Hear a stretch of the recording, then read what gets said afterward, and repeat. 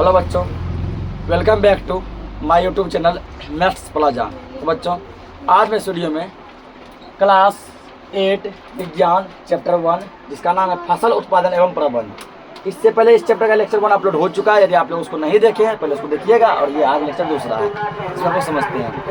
इसमें हम लोग ये समझेंगे ठीक है ना कि ज़्यादा समझेंगे उसके आगे समझेंगे कि किसान को फसल उगाने के लिए किसान को अनेक क्रियाकलाप क्या करने पड़ते हैं ना।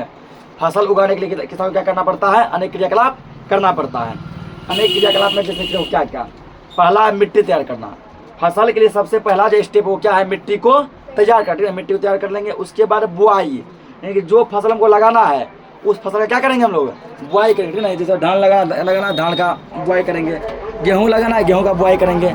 जो भी फसल लगाना है उस फसल का क्या करेंगे हम लोग? बुआई करेंगे। अब बुआई के बाद क्या करना? खाद एवं उर्वरक देना।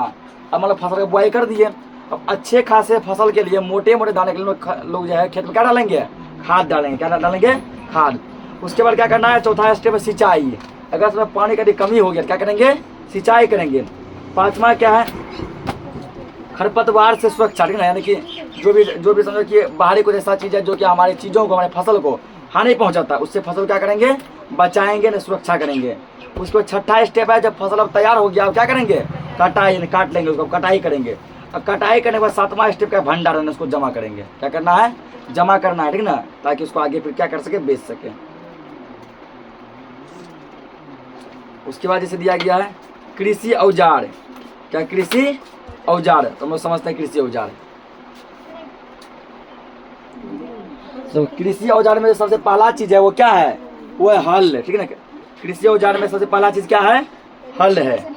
क्या? प्राचीन काल से हल का उपयोग जुताई, खाद उर्वरक मिलाने, खरपतवार निकालने एवं मिट्टी खुरचने के लिए किया जा रहा है, ठीक ना। हल का उपयोग आज से नहीं होता, हल का उपयोग प्राचीन काल से ही होता आ रहा है। तो हल का उपयोग जो आज से नहीं बल्कि प्राचीन काल से होता है। क्या करने में? जुताई करने में। किसमें करने में? जुताई करने में। उसके बाद जब मिट्टी को खुरचने में, या फिर मिट्टी में खाद मिलाने में, खाद पूरा मिला दो मिट्टी पे, उसमें हल चला दो, तो मिट्टी क्या हो जाता है? मिट्टी में खाद क्या होता है? अच्छे से मिल जाता है, ठीक ना। उसके बाद यह औजार लकड़ी का बना होता है, जिसे बैलों की जोड़ी, ठीक ना, या फिर जो घोड़ा या ऊँट के साथ खींचा जाता है। हल किसका बना होता है? लकड़ी का। उसको या तो बैल खींचते हैं या घोड़ा या ऊँट में जोड़ दिया जाता है, ठीक ना। इससे लोहा की मजबूत तिकोनी पत्ती होती है जिसे फाल कहते हैं ना। हाल में जो ऐसे लोहा का लगा होता है ना तिकोना जैसा, उसको क्या कहते हैं? फाल कहते हैं। अगला दिया अब हल शेफ्ट, ना। तो हल का मुख्य भाग लंबी लकड़ी का बना होता है जिसको हल शेफ्ट कहते हैं। हल में जो लंबा वाला बड़ा सा लकड़ी लगा होता है वो लकड़ी क्या कहलाता है? हल शेफ्ट कहलाता है। क्या कहलाता है? हल शेफ्ट कहलाता है। अब दूसरा औजार दिया कुदाल। क्या दिया है? कुदाल। कुदाल यानी कुदाल बोलो या कुदाली बोलो। यह एक सरल औजार है जिसका उपयोग खरपतवार निकालने एवं मिट्टी को पोला करके किया जाता है। मिट्टी में जो क्या होते हैं ना, जो कचरा वगैरह जो मिले होते हैं, जो खर सब जो मिले होते हैं, उसको निकालने के लिए हम लोग किसका उपयोग करते हैं? कुदाल का उपयोग करते हैं। किसका करते हैं? कुदाल का उपयोग करते हैं। इसमें लकड़ी या लोहे की छड़ होती है जिसके एक सिरे पर लोहे की चौड़ी एक मुड़ी प्लेट होती है ना। कुदाल सब देखा है, इतना चौड़ा लोहा का प्लेट होता है ना, उसको लेके यहाँ क्या लकड़ी लगा होता है।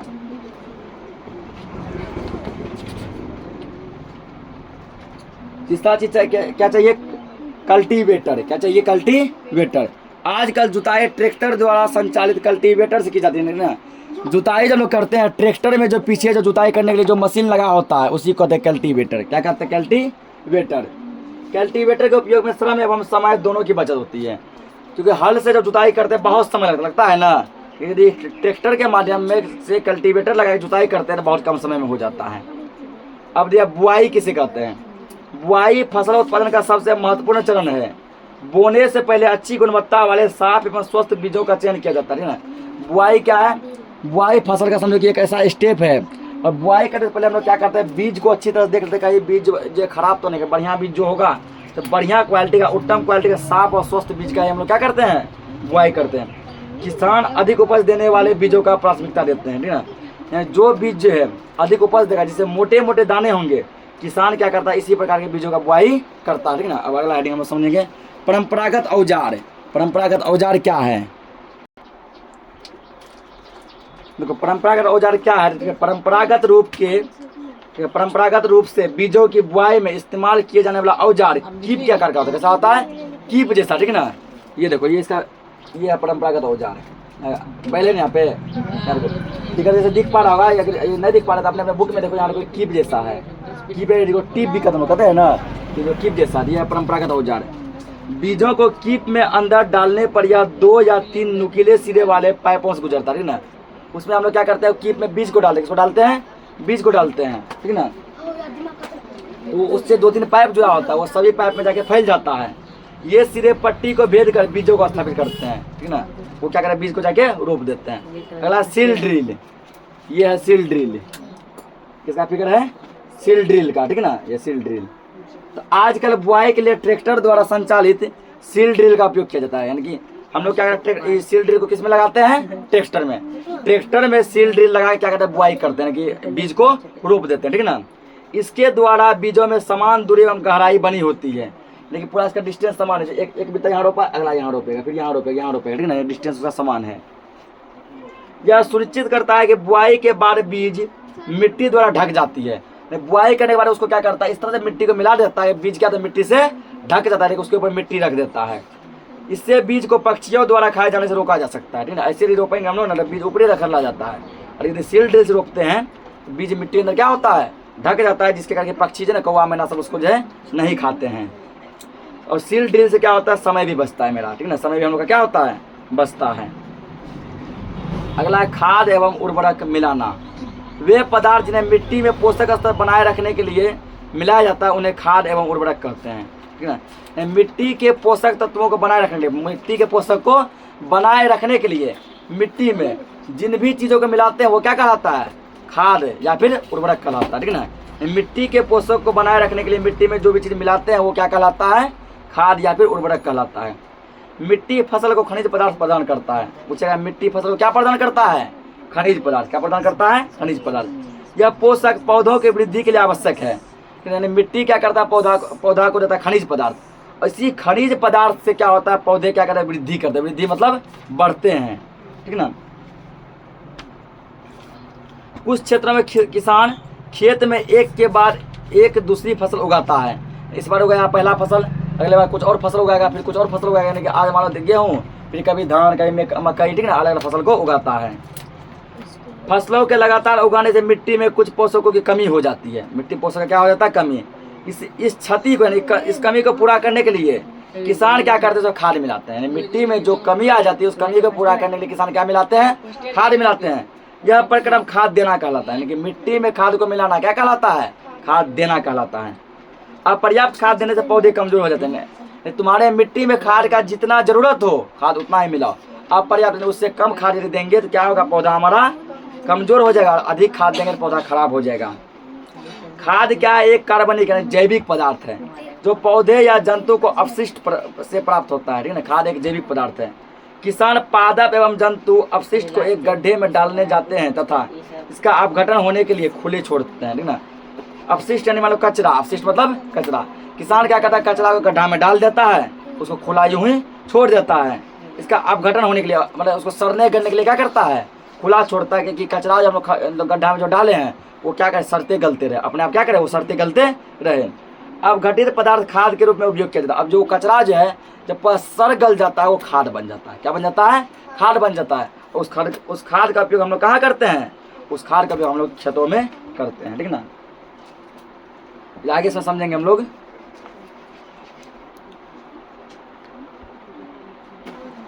हेडिंग क्या है, उर्वरक एवं खाद में अंतर। अगला टॉपिक क्या दिया, उर्वरक एवं खाद में अंतर, ठीक ना। हम लोग खेतों में उर्वरक भी डालते हैं और क्या डालते हैं, खाद भी डालते हैं। दोनों में क्या अंतर है, दोनों में क्या अंतर है, ठीक ना। इसका अंतर के लिए क्या करेंगे, एक साइड लिखेंगे हम लोग उर्वरक, इधर क्या लिखना है, उर्वरक। और एक साइड हम लोग क्या लिखेंगे, एक साइड लिखेंगे हम लोग खाद। और बीच में खींचना अगला कीड़े, ठीक ना।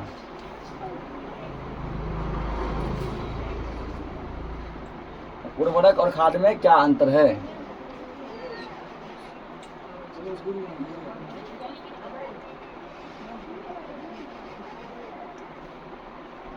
उर्वरक, अब बताना आपको दोनों में क्या अंतर है, क्या दोनों एक ही हैं या फिर दोनों में कुछ अंतर है। दोनों में बहुत अंतर है, ठीक है ना। तो क्या क्या अंतर है वही लिखना है। तो पहला अंतर लिखेंगे हम लोग 1 नंबर में, उर्वरक एक मानव निर्मित लवण है।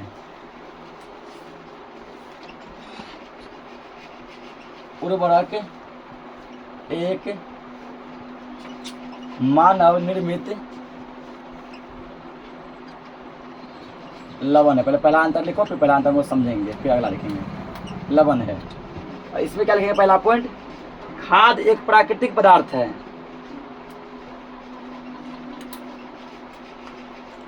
खाद एक प्राकृतिक पदार्थ है। पदार्थ है जो गोबर एवं पौधों,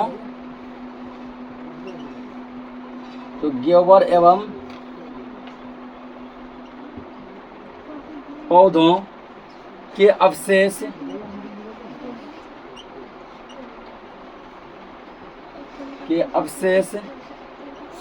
के विघटन,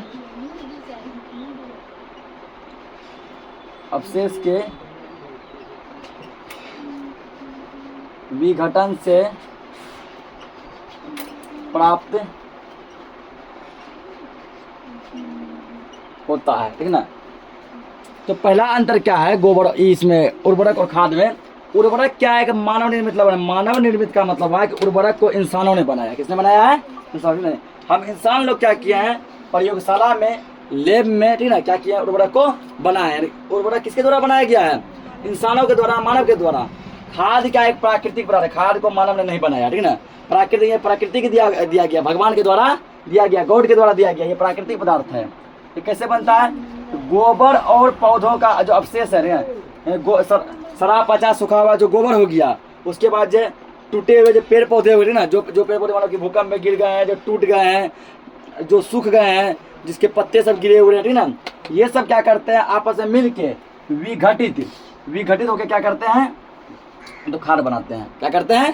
खाद बनाते हैं। पहला अंतर ये है कि या फिर इतना ही बड़ा अंतर लिख सकते हैं ना, कि उर्वरक एक मानव निर्मित लवण है और खाद एक प्राकृतिक पदार्थ है। इतना लिख सकते हैं। उर्वरक क्या है? मानव निर्मित, इसको मानव ने बनाया है। और खाद क्या है? खाद एक प्राकृतिक पदार्थ, इसको मानव ने नहीं बनाया। ये जो है ना, किसके द्वारा बनता है? ये अपने आप बनता है। कैसे बनता है? अपने आप बनता है, प्रकृति के द्वारा बनता है, भगवान के द्वारा बनता है, ठीक ना। इसको हम लोग नहीं बनाते हैं। दूसरा अंतर, उर्वरक का उत्पादन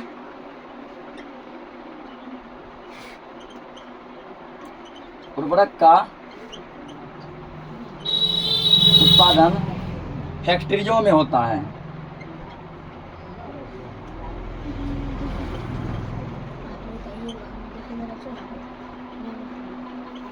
फैक्ट्रियों में होता है।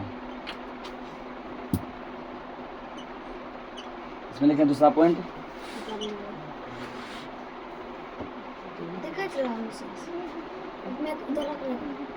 खाद खेतों में बनाई जाती है।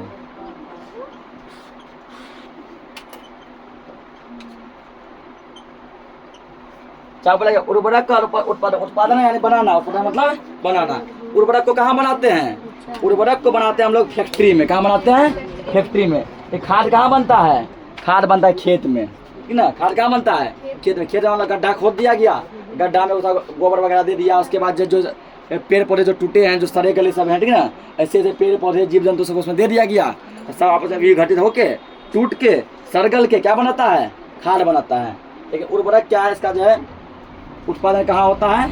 फैक्ट्री में होता है। इसका अंतर देखेंगे। उर्वरक से मिट्टी को ह्यूमस प्राप्त नहीं होता है।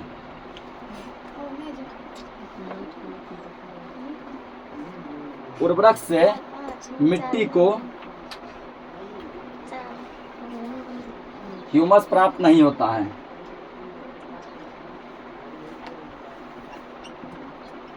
ह्यूमस प्राप्त नहीं होता है।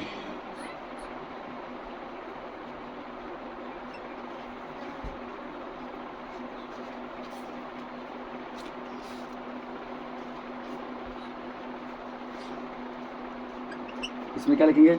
खाद से मिट्टी को ह्यूमस, खाद से मिट्टी को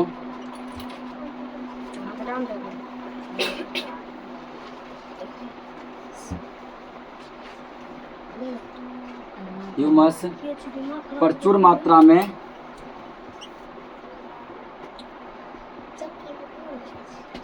में प्राप्त होता है। क्या बोला गया कि उर्वरक से मिट्टी को ह्यूमस नहीं मिलता, ठीक ना। उर्वरक में ह्यूमस नहीं होता है, उर्वरक से मिट्टी को ह्यूमस प्राप्त नहीं होता है। ये खाद से मिट्टी को जो है प्रचुर मात्रा में ह्यूमस मिलता है। प्रचुर मतलब काफ़ी मात्रा में, ठीक ना। खाद से क्या होता है, मिट्टी को काफ़ी मात्रा में ह्यूमस मिलता है, ठीक ना। ये 3 अंतर इसमें काफ़ी है, इसको नोट करो, आगे हम लोग समझते हैं। तो अंतर समझ रहे। अब जैसे खाद के लाभ, खाद के क्या क्या लाभ है, ठीक ना। इससे मिट्टी की जल धारण क्षमता में वृद्धि होती है। खाद का पहला क्षमता लाभ क्या है, तो मिट्टी क्या करते हैं, अधिक से अधिक जल को जमा रखते हैं अपने अंदर, अधिक से अधिक जल को धारण कर सकते हैं। दूसरा फायदा क्या है, इससे मिट्टी भुरभुरी एवं संरंध्र हो जाती है, जिसके कारण गैस विनिमय सरलता से होता है। कि खाद डालने से मिट्टी कैसी हो जाती है, भुरभुरी, जिससे वो आसानी से सांस ले पाता है ना। बाहर का वातावरण का हवा जो गैस जो उसके अंदर जा आ सकता है और बाहर से भी उधर से भी निकल सकता है। इससे मित्र जीवाणुओं की संख्या में वृद्धि होती है, ठीक ना। अब मिट्टी जो भुरभुरी होती है, जो छोटे छोटे जो जीव जंतु हैं जो कि क्या करते हैं, फसल का हेल्प करते हैं, जो फसल का हेल्प करते हैं, वो सब आराम से उस जो ना जमीन में रह सकते हैं। इस जैविक खाद से मिट्टी का गठन सुधर जाता है, ठीक ना। तो ये सब क्या खाद के लाभ। अगला हेडिंग जैसे दिया सिंचाई, क्या है, सिंचाई। तो जीवित रहने के लिए प्रत्येक जीव को जल की आवश्यकता है, ठीक ना। दुनिया में कोई भी जीव जंतु हो, इंसान हो, मानव हो, जानवर हो, ठीक ना, पशु पक्षी पेड़ पौधे, हर एक को जिंदा रहने के लिए क्या चाहिए, जल चाहिए। क्या चाहिए, जल चाहिए। जल नहीं मिलेगा हम लोग जो है जिंदा नहीं रह पाएंगे, इसलिए कहा जाता है जल ही जीवन है, जल ही जीवन है। पौधे के वृद्धि एवं परिवर्धन के लिए जल का विशेष महत्व है। पौधों की जड़ों द्वारा जल का अवशोषण होता है ना। पूछेगा पौधे किसके माध्यम से जल का अवशोषण करते हैं, जड़ के माध्यम से। पौधे क्या करते हैं, जड़ के माध्यम से पृथ्वी के अंदर से जल को खींचते हैं, पानी को खींचते हैं, जिसके साथ खनिज और उर्वरक का भी अवशोषण होता है। जल जब खींचते हैं ना, जल के साथ साथ क्या होता है, जमीन के अंदर से खनिज और उर्वरक भी पौधा में आ जाता है। पौधे में लगभग 90% जल होता है। पौधे में कितना परसेंट जल होता है, 90% जल होता है। निश्चित अंतराल पर खेत में जल देना सिंचाई करते हैं। बराबर समय पे खेत में जल देना क्या कहलाता है, सिंचाई। जैसे लगा कि हमारा खेत सूख रहा है, अब खेत में पानी की आवश्यकता है, अब खेत में पानी को देना चाहिए, हम लोग क्या किया, पूरा खेत में पानी पटवा दिए, ठीक है ना। तो समय समय पे खेत में जल देते हैं, यही प्रक्रिया क्या कहलाता है, सिंचाई कहलाता है। सिंचाई का समय एवं बारंबारता फसलों, मिट्टी एवं ऋतु में भिन्न होता है, ठीक ना। अलग अलग फसल में सिंचाई का समय भी क्या होता है, अलग अलग। किसी में अधिक सिंचाई की जरूरत है, किसी में कम सिंचाई का। यानी कोई फसल मतलब कि खूब पानी में होता है, कोई फसल कहाँ होता है, सूखा में होता है, ठीक है ना। सिंचाई के स्रोत किन किन माध्यम से सिंचाई कर सकते हैं, तो कुआं, तालाब, झील, नदी, नहर, ठीक है ना, जलकूप, इन सब माध्यम से हम लोग क्या करते हैं, खेत में सिंचाई करते हैं, ठीक है ना। इन सब माध्यम से खेतों में सिंचाई किया जाता है। तो चैप्टर थोड़ा लंबा है, आज के लिए इस लेक्चर को इतना ही रखते हैं, बाकी जो भी होगा हम लोग नेक्स्ट लेक्चर में समझेंगे। तब तक के लिए जय हिंद।